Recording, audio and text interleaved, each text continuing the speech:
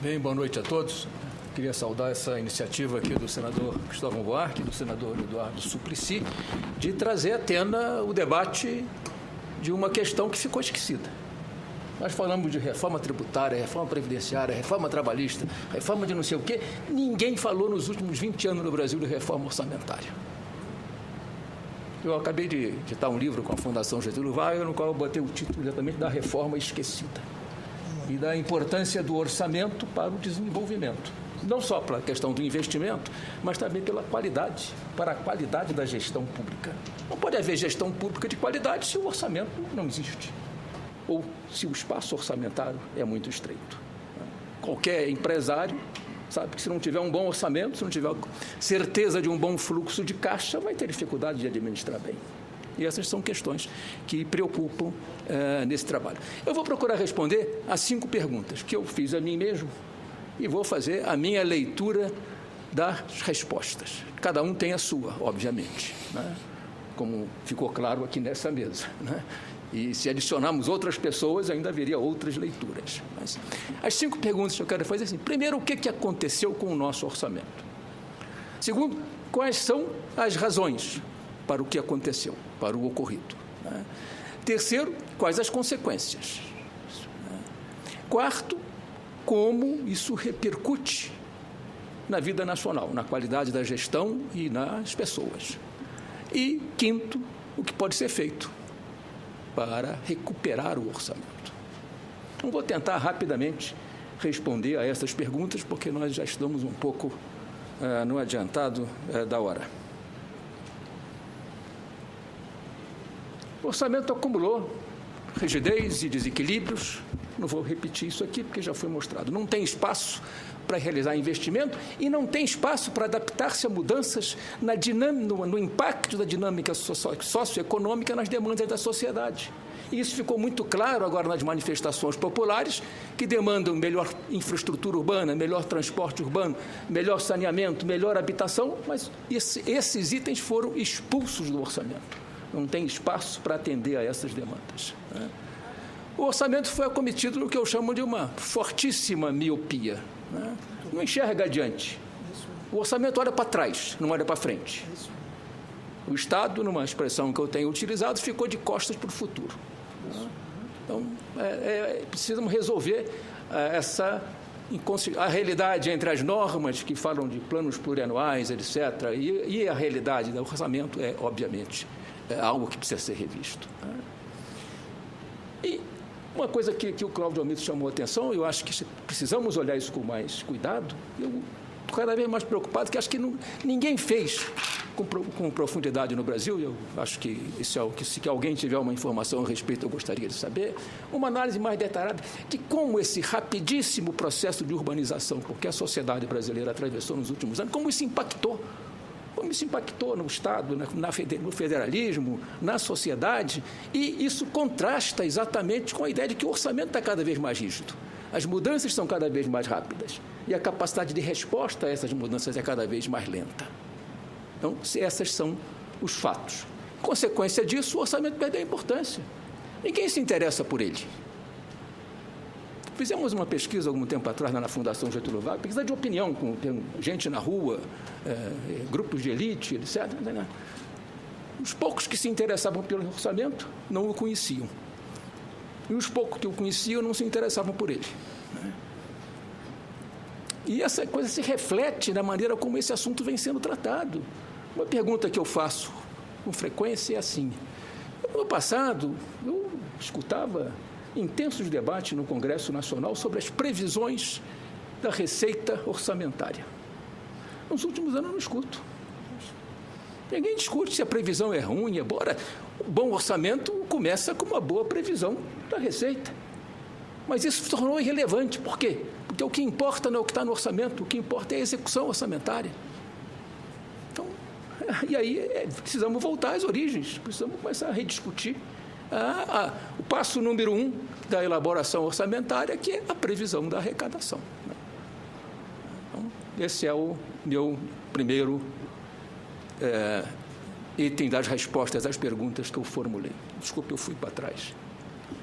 Não vou passar nesses números, porque Já sabe, números nós já estamos um pouquinho cansados. Né? Quais as razões para o ocorrido?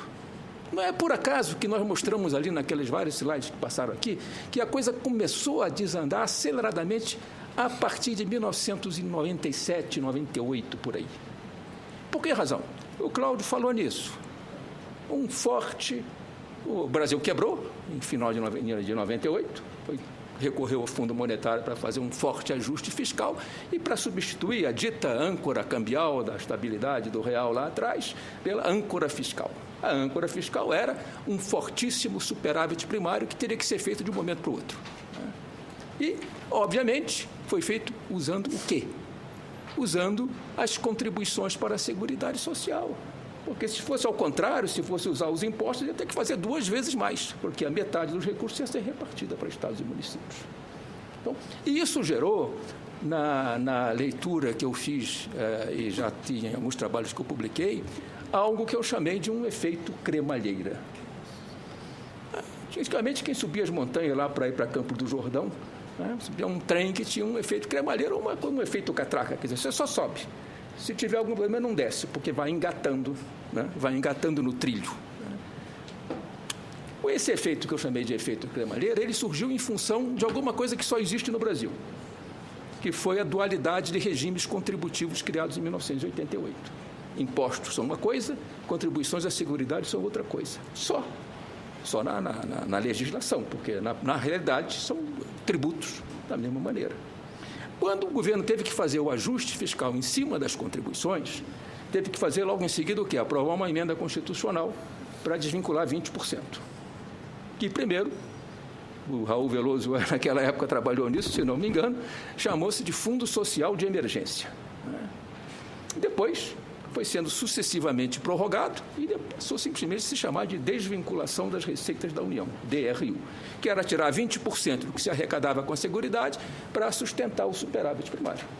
E aí, tudo bem. Só que, à medida que você tirava 20, sobrava 80 no caixa do Tesouro. Ainda que o Tesouro pudesse engavetar alguma coisa por ali, isso dava um enorme espaço fiscal para ampliar todos os programas que o Raul Veloso chamou aqui daquilo que está na folha de pagamento. Ampliar a previdência, as transferências, etc. Eu não estou discutindo o mérito da coisa, eu estou discutindo o fato. Certo? Não estou dizendo que sou contra nem a favor. Estou discutindo o fato de que este puxou as duas coisas. O gráfico que eu posso mostrar adiante, rapidinho, mostra isso com toda a clareza. Quer dizer, o crescimento das contribuições sociais acompanhou, ao mesmo ritmo, os gastos com a Seguridade Social e o seguro-desemprego, desde 1997, 98, até agora em 2009 e 2010. Então, volto aqui rapidinho. Com isso, o que nós chegamos? A essa situação de que o orçamento foi se tornando cada vez mais rígido, porque essas despesas, como foi também demonstrado aqui, estão previamente asseguradas. Quer dizer, o Raul falou em 75, o número que eu tenho da execução orçamentária chega a 90, porque inclui outras coisas. Claro, porque inclui outras coisas. Então, mais de 90, na verdade, o último número era 91% da despesa orçamentária está previamente decidida. E alguma coisa foi decidida há 25 anos atrás.